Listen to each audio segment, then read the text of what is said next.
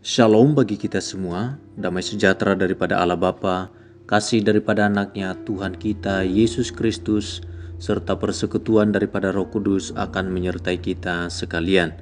Bersama saya Pendeta Jaya Hulu dalam program Renungan Pagi. Sebelum kita merenungkan firman Tuhan, mari kita berdoa. Bapa yang baik, terima kasih buat pagi hari ini. Aku bersuka cita atas pemeliharaanmu di dalam kehidupanku. Sepanjang malam hari telah kulalui. Dan pagi hari ini ya Tuhan, sebelum aku memulai segala aktivitasku, biarlah Engkau Tuhan yang berbicara bagiku melalui perenungan firman Tuhan ini. Biarlah Engkau yang membuka hati dan pikiranku, supaya ini dapat menuntun hidupku semakin serupa dan segambar dengan Engkau. Aku siap mendengarkan firman-Mu. Di dalam nama Tuhan Yesus aku telah berdoa. Amin. Mari kita lihat Alkitab kita di dalam Matius 14 ayat 28 sampai 32. Lalu Petrus berseru dan menjawab dia, "Tuhan, apabila Engkau itu, suruhlah aku datang kepadamu berjalan di atas air." Kata Yesus, "Datanglah." Maka Petrus turun dari perahu dan berjalan di atas air mendapatkan Yesus. Tetapi ketika dirasanya tiupan angin, takutlah ia dan mulai tenggelam, lalu berteriak, "Tuhan, tolonglah aku."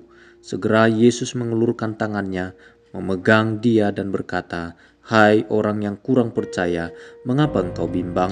Lalu mereka naik ke perahu dan angin pun redahlah. Apabila iman akan membuka pintu kepada mukjizat Tuhan, maka kebimbangan akan menenggelamkan kita ke dalam keterpurukan. Iman dan kebimbangan merupakan dua hal yang bertolak belakang satu sama lain. Sebagai akibat, bila kita memperteguh iman kita, maka iman itu akan mengikis kebimbangan.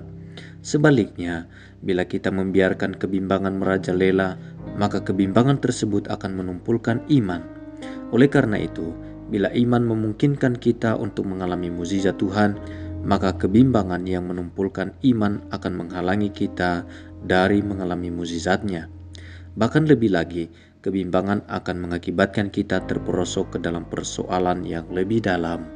Dampak dari iman dan kebimbangan itulah yang dialami Petrus seperti yang dicatat dalam Matius 14 ini.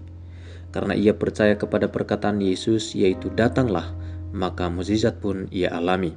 Seperti yang ia harapkan dan sesuai dengan perkataan Yesus, maka terjadilah Petrus berjalan di atas air untuk mendapatkan Yesus. Namun begitu kebimbangan menguasai dirinya, maka sebaliknya dari berjalan di atas air, ia pun mulai tenggelam. Hal ini menjelaskan pentingnya untuk menjaga diri agar kebimbangan tidak mengikis iman kita terhadap janji Tuhan. Supaya dengan demikian, setiap langkah kehidupan yang kita ambil merupakan langkah-langkah mukjizat Tuhan. Pertanyaan bagi kita, adakah hal-hal yang membuat Anda merasa bimbang terhadap janji Tuhan? Apakah yang Anda harus lakukan untuk mengatasinya? Mari kita berdoa. Bapa yang baik, terima kasih buat kebenaran firman-Mu yang mengingatkan aku betapa pentingnya memiliki iman yang teguh dan tidak bimbang. Aku tidak perlu khawatir sebab penyertaan-Mu sempurna, janji-Mu iya dan amin dalam kehidupanku. Firman-Mu senantiasa benar dan dapat diandalkan. Engkau menjamin firman-Mu dengan kuasa dan kesetiaan-Mu yang tidak pernah berubah dan melampaui segala keadaan. Tidak ada yang mustahil bagimu ya Tuhan, dan tidak ada janji-Mu yang Engkau ingkari. Apapun yang Engkau katakan pasti akan terlaksana dengan sempurna pada waktunya. Tolonglah aku ya Tuhan untuk mempercayai diri-Mu dan firman-Mu. Teguhkanlah imanku, sebab iman kepadamu dan ketaatan kepada firman-Mu akan membuka pintu mukjizat bagi hidupku. Tuhan, ampunilah aku atas kebimbangan yang masih ada dalam hatiku terhadap kuasa dan kesetiaan-Mu. Hapuskanlah itu dan gantikanlah dengan penyerahan diri secara sepenuhnya kepadamu.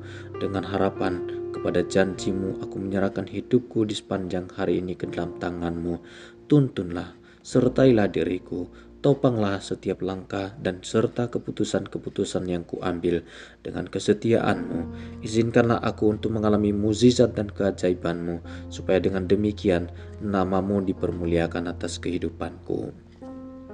Aku percaya kepada Allah Bapa yang Maha Kuasa, Khalik langit dan bumi, dan kepada Yesus Kristus anaknya yang tunggal, Tuhan kita, yang dikandung daripada Roh Kudus, lahir dari anak darah Maria, yang menderita sengsara di bawah pemerintahan Pontius Pilatus, disalibkan pada hari yang ketiga, bangkit pula dari antara orang mati, naik ke surga, duduk di sebelah kanan Allah Bapa yang Maha Kuasa, dan dari sana ia akan datang untuk menghakimi orang yang hidup dan yang mati. Aku percaya kepada Roh Kudus, gereja yang kudus dan am, persekutuan orang kudus, pengampunan dosa, kebangkitan tubuh, dan hidup yang kekal. Amin. Terima kasih telah mengikuti renungan pada pagi hari ini. Bila Anda diberkati dengan perenungan pagi ini, mari subscribe, like, bunyikan lonceng, dan bagikan video ini. Tuhan Yesus memberkati.